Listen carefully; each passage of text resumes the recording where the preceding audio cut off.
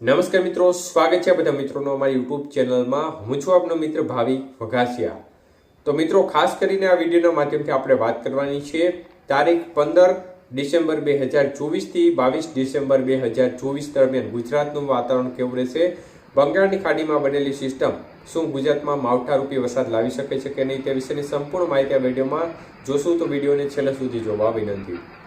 તો મિત્રો, સૌપ્રથમ આપણે સક્રિય સિસ્ટમોની સ્થિતિ જોઈએ તો અરબી સમુદ્રના ભાગોમાં પણ માલદીવ નજીક એક સિસ્ટમ જોવા મળી રહી છે। સાયક્લોનિક સર્ક્યુલેશન સિસ્ટમ હતી તે લો પ્રેશરમાં ફેરવાય છે અને વધુ એક સિસ્ટમ છે તે બંગાળની ખાડીમાં આંદામાન નજીકના ભાગો પર જોવા મળી રહી છે। આ સિસ્ટમ ક્રમશઃ આગળ વધી અને આવતી 24 કલાકની અંદર લો પ્રેશરમાં ફેરવાવાની શક્યતાઓ છે અને ત્યારબાદ તે સિસ્ટમ વધુ આગળ વધી તમિલનાડુ નજીક આવે અને તેના કાંઠા નજીક પહોંચતા સિસ્ટમ લો પ્રેશરથી પણ વધુ મજબૂત બની સંભવિત વેલ માર્ક લો પ્રેશર સુધી જઈ શકે છે।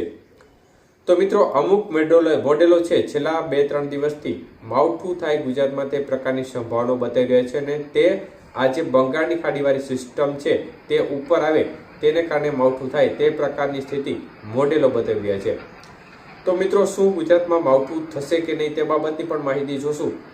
તો મુખ્યત્વે 15 થી 22 તારીખ દરમિયાનનું વાતાવરણ કેવું રહેશે તે વિશેની માહિતી જોઈએ તો એકંદરે પવનની ઝડપ છે તેમાં ઘટાડો થઈ ગયો છે। આપણે અગાઉ કહ્યું તેમ તો પવન છે તે એકંદરે નોર્મલ રહેશે। 17-18 તારીખમાં થોડું પવનનું જોર વધે પરંતુ ખાસ કોઈ એટલો મોટો પવન જોવા નહીં મળે અને ત્યારબાદ ફરીથી 20-21 તારીખમાં પવનનું જોર થોડું રહે।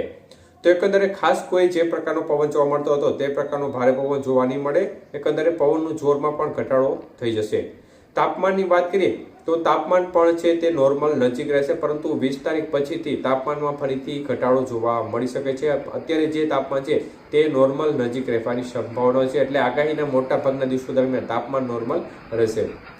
વાત કરીએ વાદળોની તો મિત્રો, ખાસ કરીને આગાહીના સમયના 2-3 દિવસ દરમિયાન એટલે કે આજે, કાલે અને એના 1-2 દિવસ બાદ વાદળનું પ્રમાણ આકાશમાં જોવા મળી શકે છે। હાઈ લેવલના વાદળો અમુક ખૂબ જ સીમિત દિવસો દરમિયાન જોવા મળશે।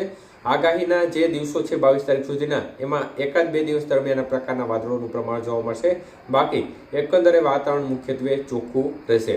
હવે વાત કરીએ બંગાળની ખાડીની સિસ્ટમ શું ગુજરાતમાં માવઠારૂપી વરસાદ લાવશે તો મિત્રો, ખાસ કરીને અમુક મોડેલો મુજબ સિસ્ટમ છે તે દક્ષિણ ભારતના રાજ્યોથી થોડી ઉપર આગળ વધે એટલે માવઠું છે તે મહારાષ્ટ્ર અને ગુજરાતના ભાગો પર થાય તે પ્રકારની સંભાવનાઓ અમુક મોડેલો વ્યક્ત કરી રહ્યા છે પરંતુ હાલની સ્થિતિ પ્રમાણે જોવા જઈએ તો ગુજરાતમાં માવઠાની સંભાવના ઓછી દેખાઈ રહી છે। આ સિસ્ટમ છે તે સંભવિત જે જમીની ભાગો નજીક તમિલનાડુની અંદર આવતા તમિલનાડુથી આગળ વધે એટલે સિસ્ટમ ઝડપથી નબળી પડે અથવા તો સિસ્ટમ ફરીથી રિકવર થઈ અને બંગાળની ખાડીના ભાગો તરફ ટર્ન લઈ લે તે પ્રકારની શક્યતાઓ છે અને જો તે આગળ વધી પશ્ચિમ દિશા અને અરબી સમુદ્રમાં જાય તો પણ સિસ્ટમ ગુજરાતને અસર કરતા રહે તે પ્રકારની સંભાવનાઓ હાલ ઓછી લાગી રહી છે।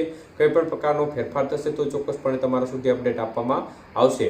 એટલે એકંદરે 22 તારીખ સુધી કોઈ પણ પ્રકારનું જોખમ માવઠાનું નથી એટલે ખેડૂત મિત્રો કોઈ પણ પ્રકારનો ડર રાખ્યા વગર પોતાના ખેતી કાર્યો આરામથી કરી શકો છો। આભાર।